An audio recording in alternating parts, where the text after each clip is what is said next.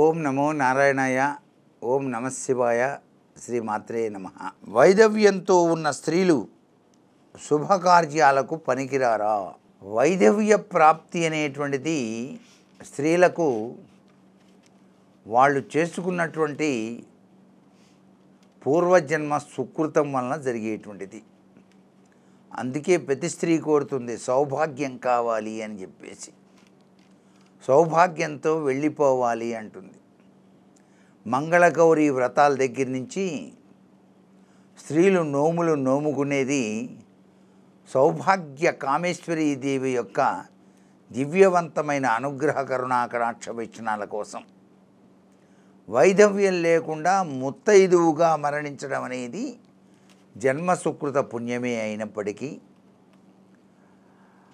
కాలచక్ర భ్రమణంలో అనేక గ్రహచార గతుల యొక్క ప్రభావరీత్యా కొన్ని జీవితాలలో వాళ్ళు ఎంత పుణ్యం చేసుకున్నప్పటికీ, అతినిష్టాగరిష్టాపడతో జీవితాన్ని గడిపినప్పటికీ, ఉపాసనా బలంతో జీవితాన్ని గడుపుతున్నప్పటికీ వైధవ్యం అనేటువంటిది కొంతమంది స్త్రీలకు తప్పనిసరిగా వచ్చి తీరుతుంది. ఎంతో గొప్ప శాస్త్ర పరిజ్ఞానం ఉంది, సర్వశాస్త్రాలు అధ్యయనం చేశారు, ఉపాసనా తత్వంతో విరాజిల్లుతూ ఉన్నారు. వారు చెప్పిన మాట వేదవాక్కుగానే ఉంటుంది. అటువంటి వారికి కూడా వైధవ్యం కలిగింది అంటే ఇది పూర్వజన్మ సుకృతరీత్యా జరిగినటువంటి విశేషంగానే భావిస్తాం. అటువంటి మహా ఇల్లాలు మరి శుభకార్యాలకి రావకూడదా? వచ్చి ఆశీర్వదించకూడదా అంటే అటువంటి మహా ఇల్లాలే ఆశీర్వదిస్తేనే దానికి యోగం పడుతుంది. అందుకే అన్నారు గంగా భాగీరథి సమానురాలైనా అని చెప్పేసి అంటాం. గంగా భాగీరథి సమానురాలు.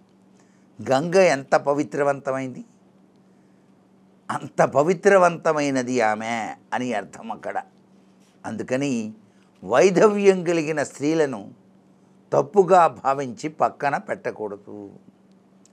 కర్మరీత్యా ఏదో జన్మ పరంపర రీత్యా చేసుకున్న చిన్ని పొరపాటు వలన వీళ్ళకి వైధవ్యం సంప్రాప్తమైంది. కానీ వీళ్ళు ఇటువంటి మంగళకరమైనటువంటి కార్యక్రమాలకి రాకూడదు అంటాం. అది చాలా అవివేకం. వాళ్ళకి కోరికలు ఉంటాయి, వాళ్ళకి ఆశీర్వదించాలనే తపన ఉంటుంది. వాళ్ళ ఆశీస్సులే 1000 కోట్ల రెట్ల సత్ఫలితాన్ని ప్రసాదిస్తుంది అని చెప్పడంలో ఏమాత్రం సందేహం లేదు. అందుచేత గంగా భాగీరథి సమానురాలైన మీరు మా వివాహానికి తప్పనిసరిగా విచ్చేసి ఆశీర్వదించవలసింది అని చెప్పేసి పాదాలు పట్టుకొని నమస్కారం చేస్తారు చాలామంది. వాళ్ళ ఆశీస్సుల్లో అంత పవర్ ఉంది, అంత శక్తి ఉంది. శతమానం భవతి నాయన, మీరు సుఖంగా ఉండాలి అంటూ కళ్ళ వెంట ఆనంద బాష్పాలతో వాళ్ళు ఆశీర్వదిస్తారు. ఆ ఆనంద బాష్పాన్ని చూసినప్పుడు రియల్ హ్యాపీనెస్ లైస్ మేకింగ్ అదర్స్ హ్యాపీ అనే ఉద్దేశం మనకు కలగాలి. అందుకే ఇంట్లో పెద్దలు ఎవరంటే ముసలితనం వచ్చి లేవలేకపోయినప్పటికీ కూడాను వారి యొక్క ఆశీస్సులు మనం గనక తీసుకుంటే వాళ్ళు చేసినటువంటి పుణ్యాలు ఉన్నాయే మనకు 1000 రెట్ల అదృష్టాన్ని ప్రసాదిస్తాయి అని చెప్పేసి శాస్త్రం. అందుకే మొట్టమొదటిసారిగా ఎవరి ఇంటికి వచ్చినా మొట్టమొదటిసారిగా పలకరించాల్సింది అత్తగారిని, తరువాతే కోడల్ని, తర్వాత కుమారుణ్ణి పలకరించే సంప్రదాయం మంది. ఆమెను తీసి పారేసినట్టుగా ఆమెను ఎందులే చూసేదని ఆమెను పలకరించకుండా లోపలికి వచ్చామనుకోండి, ఆమె బాధపడుతుంది. ఆమె బాధపడటమే కాదు, ఇంత పొగరొచ్చిందా, ఆమె ఏం బాగు తింటుందో చూస్తానన్నారనుకో, వీళ్ళు అవుట్ అన్నమాట. అందుకని ఎప్పుడూ కూడాను ఒక ఇంటికి వెళ్ళినప్పుడు ఆ ఇంట్లో పెద్దలకు నమస్కారం చేసి పలకరించే సంప్రదాయం అంది. తరువాతే మిగతా వాళ్ళని పలకరించాలి. అలా ఎవరైతే ప్రవర్తిస్తారో వాళ్ళ జీవితం సుసంపన్నమై విరాజిల్లుతుంది సుమా. అంత గొప్ప విశేషం. అలాగే ముసలి వాళ్ళు ఉన్నారు పాపం, చాలా గొప్పవాళ్ళు, తపస్సంపన్నులు. వాళ్ళని దర్శించడానికి వెళ్ళినప్పుడు పండో ఫలమో ఏదో ఒకటి తీసుకొని వెళ్ళాలి, వెళ్ళి ఇచ్చి నమస్కారం చేయాలి.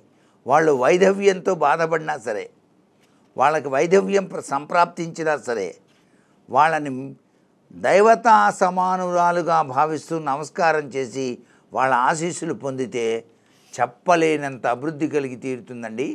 ఇది గొప్ప విశేషకరమైన ప్రభావం. అందుకనే నిత్య ఉపాసనా తత్వం వాళ్ళకి ఎప్పుడూ ఉంటుంది.